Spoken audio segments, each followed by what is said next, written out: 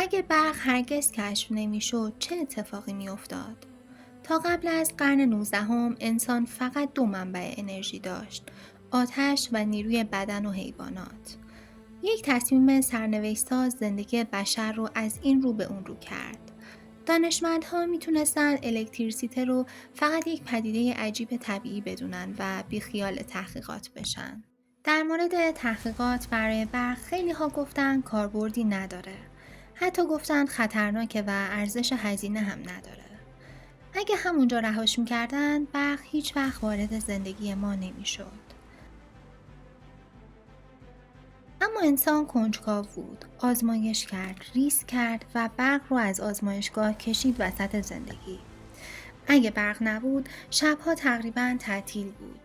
اینترنت و موبایل و کامپیوتری هم اختراع نمیشد و سرعت پیشرفت بشر به شدت کند میشد. یعنی بیشتر چیزایی که امروز طبیعی میدونیمشون و وجودشون کلی رفاه برای زندگیمون آوردن اصلا وجود نداشتن.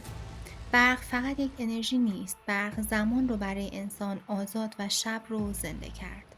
حالا به هم بگو تو زندگی آروم ولی بدون برق رو ترجیح میدی یا زندگی پرهیاهوی الانو؟ اگه عاشق فکت های رازآمیز هستی حتما سابسکرایب کن، چون چیزایی میگم که دیدت رو به دنیا عوض میکنه.